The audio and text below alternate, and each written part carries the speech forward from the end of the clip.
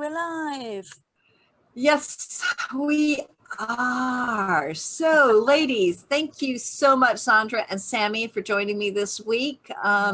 Sarah is got visitors, and Nina is off traveling on summer holidays. Can you believe summer holidays have started? Isn't that awesome? So crazy. I see, Sammy, you're sitting outside, so summer has started, has it? I know, isn't it bliss? It's the first time I've used Zoom on my cell phone, so I hope you can hear me. Yeah, all good. Good. All good, yeah. Beautiful out. Yeah.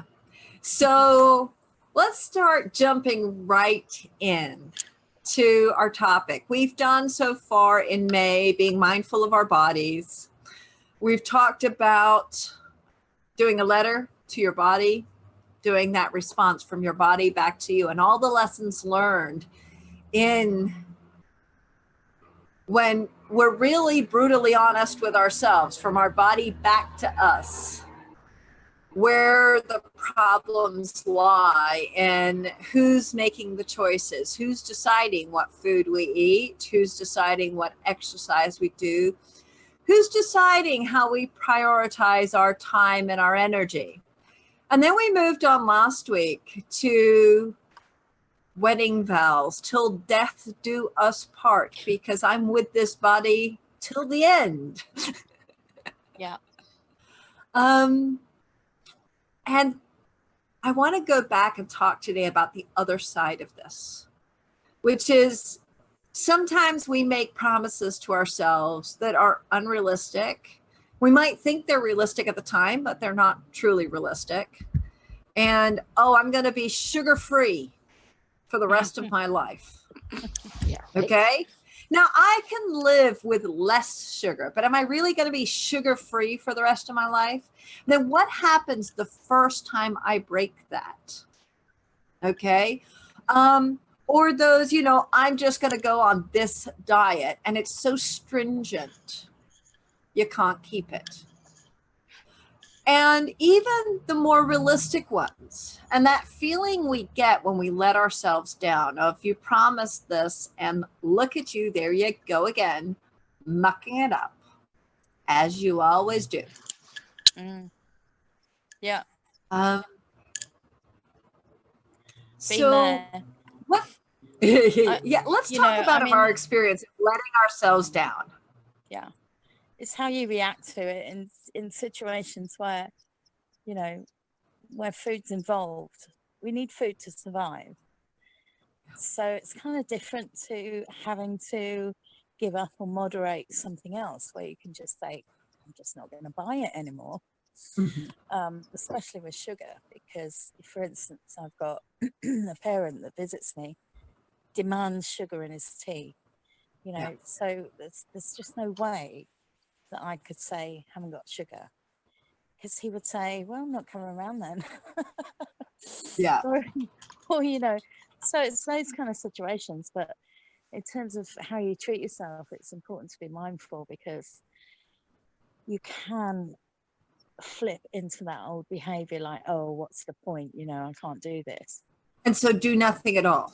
Exactly. So you think, screw it, can't do it. Yep. And that's sort of an emotional reaction rather than a mindful reaction.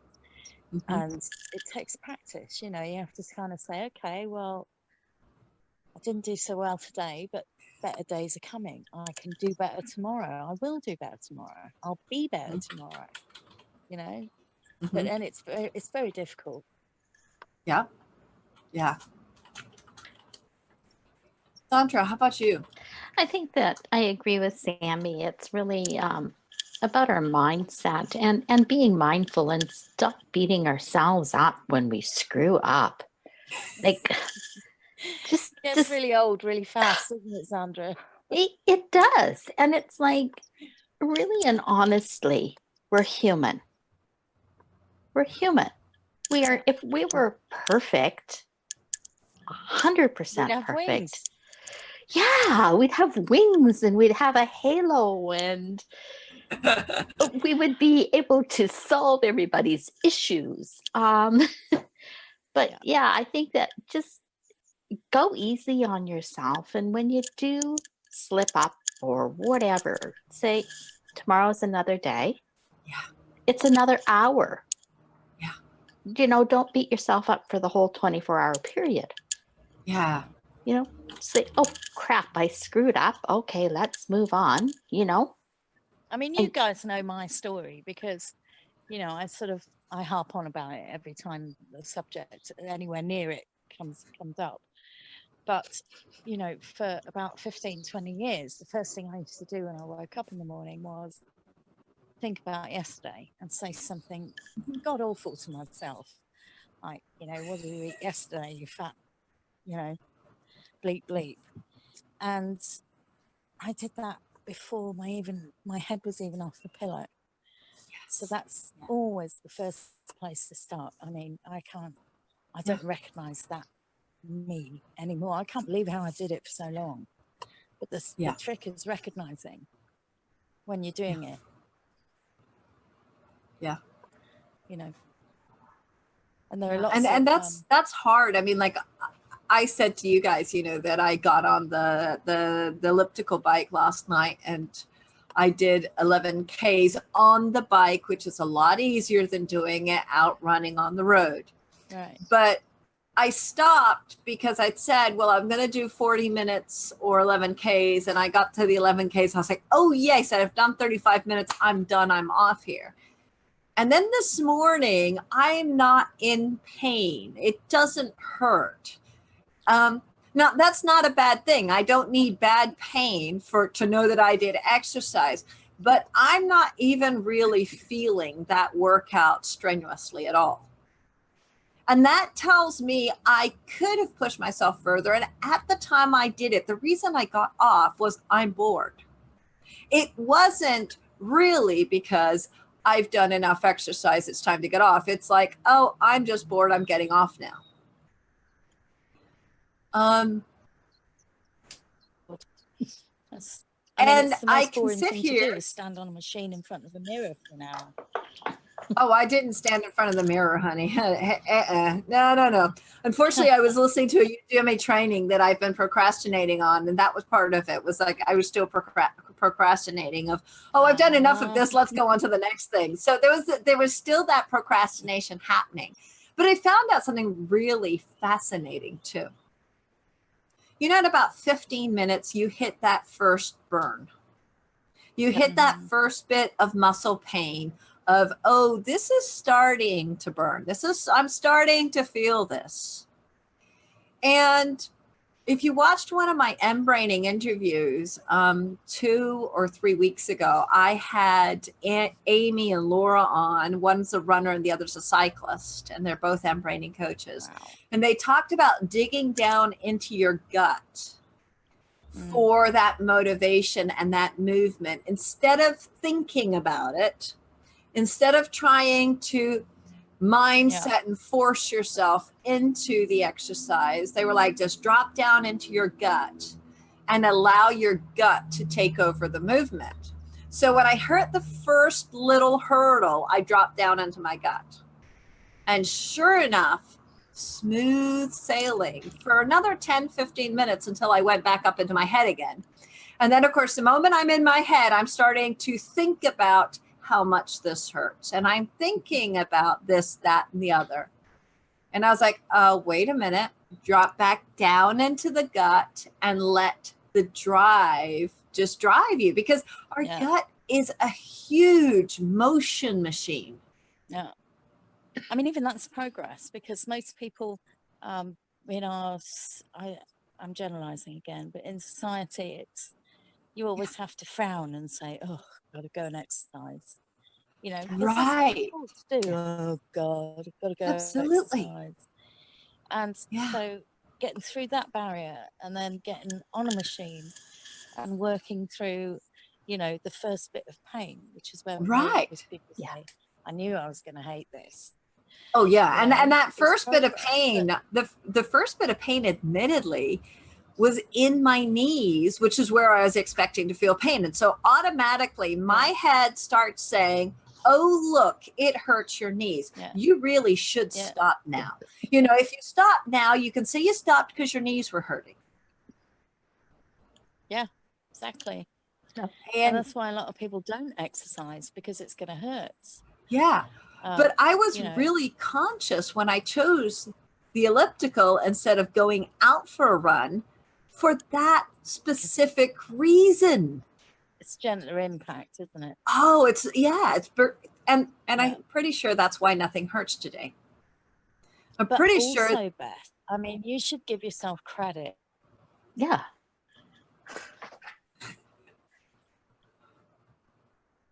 I mean, yeah, okay, I'm fit and I work on my fitness. I get that. And yes, I do. But at the same time, there's still that same resistance everybody else has. I think the big thing too, though, Beth, is that you really need to, when you do it, right, even though you push through it, right? Yeah. It's so good to say, I've done this. Oh, absolutely. And give yourself, you know, that old pat on the back that says, I acknowledge you. I appreciate your body. I appreciate what you have done for us. Yeah. You know, and I think that if we can all get into that mindset of being appreciative of the little steps, they don't have to be huge. Yes. And I think that was the big thing for me, was saying, okay, I hit the 11K and I stopped, and today it doesn't hurt. Great. Today, this is not painful. And actually, that's a great place to be, because it means that tonight or tomorrow I can do it again. That's right. I'm not waiting to recover from this. Mm-hmm. And the great thing also I discovered was that Isabella was really happy jumping on the rebounder, exercising while I was on the elliptical. And I was like, you know what? You can make this a moment with her. Yes, you're on the elliptical, but you can make it a moment with her. You know, where I was saying, look, I'm hands-free. I don't need to hold on, you know, and doing funny stuff, which, by the way, is also exercise, because I just felt that. That is one of my realities. My lower body strength is a lot stronger than my upper body. Yeah. And I'm sure that we all have that, whatever that strength is. So coming back, though, to our original topic about making promises, keeping them, not keeping them, and if you fail to keep them, not beating yourself up about it. I think that's the most important thing. But certainly, keeping promises to yourself, you certainly get a big sense of accomplishment, don't you, when you stick with something? Because again, it's so easy to fall off a wagon or just think, oh, I don't feel like it today. Yeah. And there's all kinds of excuses, because I mean, like I can always come up with excuses for not doing it. Me too. Me too. Yeah. And I think if we just, you know, like I said, just take the little steps that we can do, Mm-hmm. and just really give ourselves the praise that says, oh gosh, you know, I did that. I walked that 1 block today.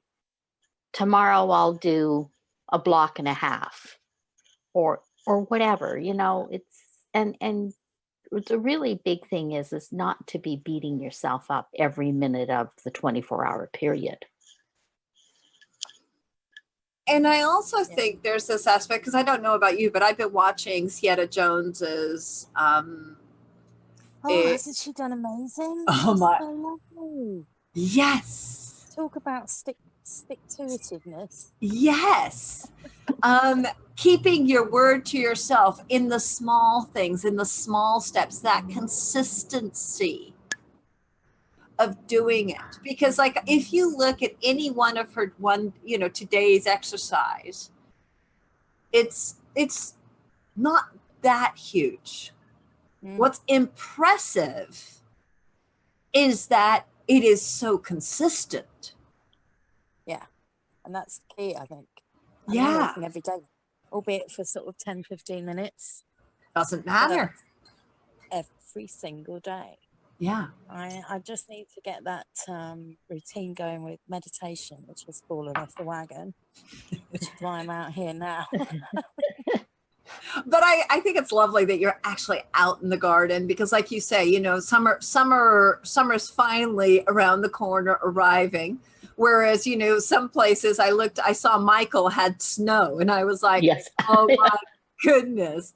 And somebody, Jen Dickey had snow as well. And I'm like, where, you know, we're at May 21st and it's still snowing. Wow. Oh yeah. And she'd gone, I'm trying to remember where she was going, but she was going supposedly to go kayaking, and all she talked about was going kayaking. And now she's there and she's like, I should have brought skis. No, it's beautiful out here today. Yeah. And that's another thing that I need, you know, is you can spend so much time in front of a PC, you know, especially the workload that we've all got. Oh, absolutely. To sort of say, right, I've Yeah. got to make this a thing. Well, yeah. And I mean, yesterday, one of the things that I was really conscious about was, before I got on the elliptical, I actually took Isabel and the dogs out, and we did 19-minute walk. Yeah. Basically a walk around the block, a larger block, Yep. but a walk around the block, brought the dogs back in, and then I got on the elliptical. Yeah. But it was really a conscious decision of, first we're going to get outside, and at least have gone out. There's something about, you know, being outside. I mean, it's been scientifically proven to be psychologically beneficial. Yes. You know, so why more people don't? Well, I think, like you say, though, we get caught in front of the computer screen, and I find myself doing that all the time. You know, you know, I have a to-do list, and I get so caught up in completing the to-do list. Yeah. As opposed I'm currently revising mine, and I kind of looked at it and thought, I'm going to need to go outside and have a break from this. and I think that's part of it. Is like, you know, one of the beautiful things, I don't know if you guys did this, but at the beginning of this year, I wrote down how I wanted my life to be.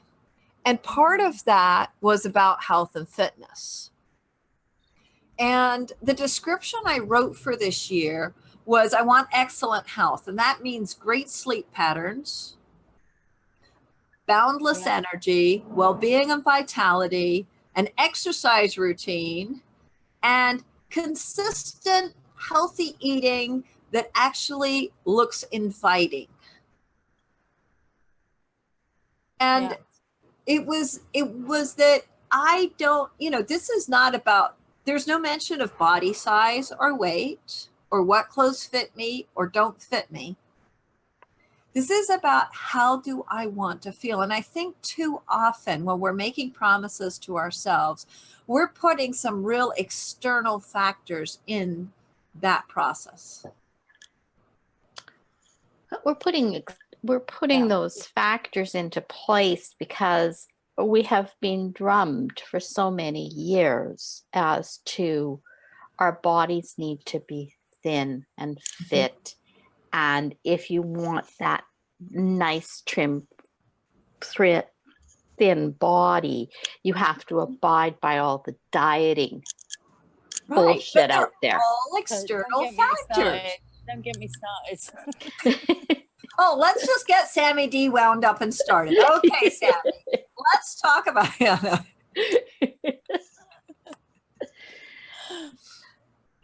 Yeah. That's the problem, though. That's where it all starts. And it's been, diet isn't a new thing. I do believe that the first diet was started somewhere in the late 1700s, early 1800s for women.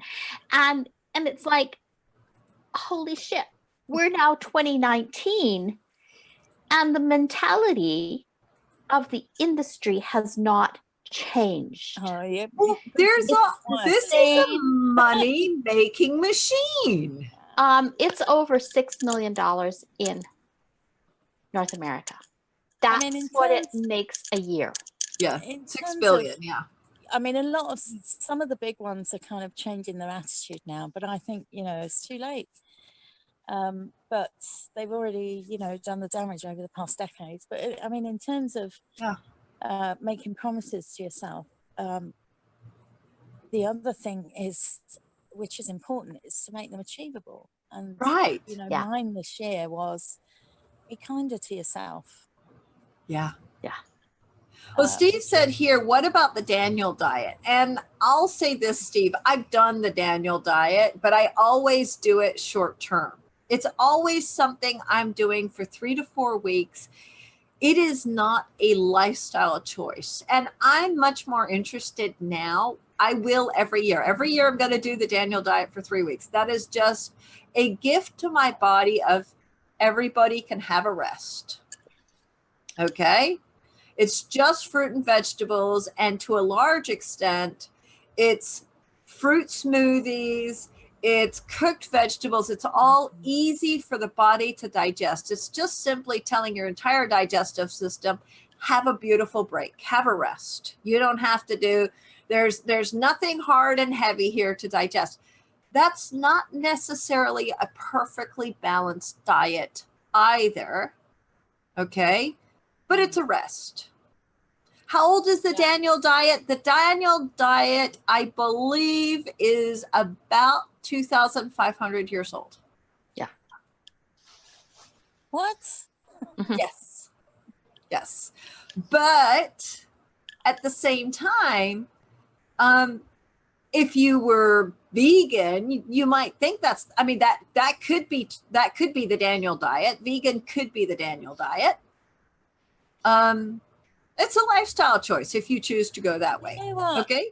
Well, you got me started now, girl. But I mean, in 10 words or less, if anything has the word diet on it, it's been manufactured to address a particular thing that you don't like about yourself. Yeah. If it's got the word diet in it, it's a bikini diet, it's a black dress diet, it's a this diet, it's a that diet. Yeah. It's a product that's been put together to meet some kind of need that somebody has told you have, right? And that's kind of and for me, that the Daniel diet is actually about fasting from life. It's not just about the food. But I mean, the funny thing is that a lot of them, when you look under the hood, they're all the same. Yes. Eat moderation and eat when you're hungry, and don't eat when you're not. And the more we get in touch, the diet industry is a comedy. It's an absolute comedy. Yeah. Because, I mean, like you say, what we need to get in touch with is what we need as individuals. I get up in the morning, walk into the kitchen, and my body says, I fancy some great big juicy oranges this morning, and I'm like, okay, let's have oranges for breakfast then, fine. Yes. That's what we need to be doing. And I mean, if a diet helps you to do that, then it's great, but generally don't get me started. But the problem is that generally we're handing over our power, because the moment you're going with a diet, it's is external. It's outside of your body. It's not listening to what does my body need right now. It's not listening to that inner wisdom that the body has. The body's going to tell you what it needs at any point in time. You just need to ask it. And also, if you think even about pregnancy cravings are all about a woman's body asking for a particular vitamin, mineral, or substance that it's missing and it needs at that time. And so, the craving is so loud, you do it, it however crazy it is. But if we were more in tune with our bodies. I mean, wouldn't it be great if that voice was going off all the time? All the time. At that volume. Because when you're pregnant, you know, I mean, you can't think of anything that you want more than Snickers bar and shrimp, you know. Yeah, It's exactly. Together. Yes. an obsession. And you just go with it because your body is screaming at you saying, I must have a Snickers bar and shrimp right now. But I mean, You know. it's funny because every day during my diet, I would walk from my house to the little Chinaman shop down the road. He was a veggie shop and everything, but he had a couple of freezers of cheese and yogurt and that sort of stuff as well. And there was one particular yogurt that he had that I would walk over every day to buy fresh and then walk home again. And everyone's like, so do you have any cravings? No, not at all. After Isabella was born, I never walked back to the store again to buy the yogurt. And I was like, oh. Cravings. Yeah. But isn't it crazy how our body will just take over? Yeah. Like, you know, I've had an inexplicable desire for tea in the past 2 weeks. Okay. Yeah. So yeah, but yeah.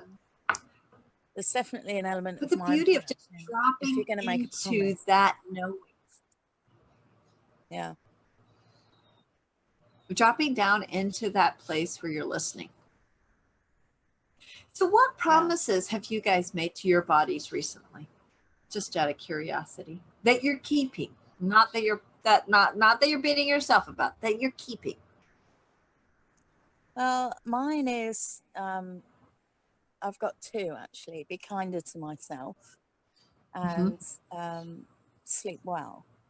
And I do practice good sleep hygiene.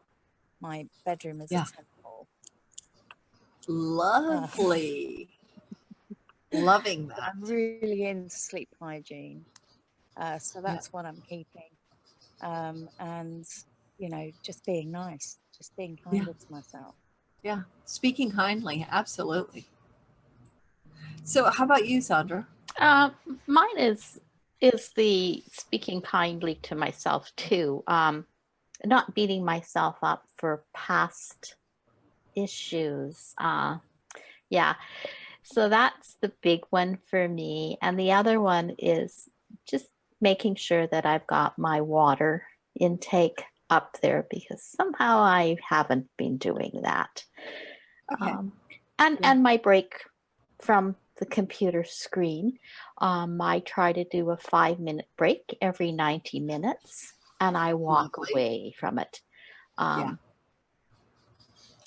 I mean, you guys probably notice I often have a thermos on my desk and I refill my hot cocoa. And I actually stopped doing that so that I would get up from the desk and go to the kitchen and wait for the kettle to boil and make it again to give myself that break. It's an intentional choice of no. I mean, there's days where I need the stock on my desk of, okay, you know, I'm just going to have it right here. But days where I don't have back-to-back appointments of not knowing if I'm going to have a chance between one and the other, intentionally not making it, intentionally saying, no, you're going to get up and you're going to go to the kitchen and you're just going to spend that time that it takes the kettle to boil in silence, doing nothing, just waiting. Yeah, I mean, I do that quite a lot actually. I'm lucky with water because I am surrounded by bottles of water. I love it. Yeah, I worship it. You know, yeah. so I don't have that issue drinking enough water at all. Yeah. I think I'm so for me, yeah. The one I'm battling with at the moment is getting more movement because I really noticed in March when we did the challenge in March how much I enjoyed the movement. And then in April, I kind of fell off the wagon a bit and went back to the old way of inactivity. And my body was not happy. It was like, this is not what we want. We were very happy with more movement. Yeah. And so in May, I've made a point of more movement again, of actually, no, you know what, even though the rainy season has started, even though there's that change of season. So yes, it is raining most afternoons now, but it's not raining every It's like afternoon. 300 degrees rain out there, isn't it? It's not British rain. It's not British rain. No, it's torrential. It's torrential. It's not one of those, it's just a little drizzle, I'll just put a coat on. No, it's not. It's, I might need boots and maybe I should take a paddle and a canoe. Some waders. Yes, those waders, yes. like thigh-high boots Yes, that you put yeah. on. Absolutely. Those would be great for walking here. But in any case, it's that recognition. But guys, I have the elliptical. I have weights at home.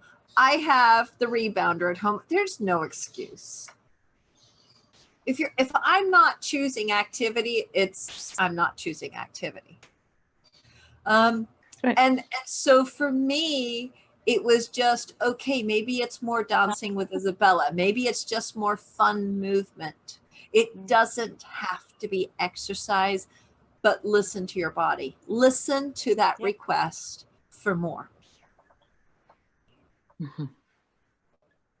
And yeah, it does feel better. It does feel better giving it a bit more movement. So ladies, once again, we have gone over time. I don't know where the time goes. Thank you so much, Sammy D. Thank you so much, Sandra. And we will see you Be nicer all. to yourself. Yeah. Be nicer to yourself. Use your kind voice. You know that voice you use when a little kid falls over and you just, you clean off the knees and you clean off the hands. Are you okay? Well, when you fall over, how about treating yourself that way? Are you all right there, do that dear? right now. Just clean off the hands and the knees. Make sure you're okay. And yeah, use that kind voice you'd use for a child and carry on. Try again. It's just another day. Yeah. So anyway, thank you for being with us on Ditch the Diet and Face the Feelings. And come and join us in the group Nourish. We're finishing up this challenge at the end of the month, and then we'll see what June holds. Can't wait. Can't wait. Can't wait. Yeah. All righty.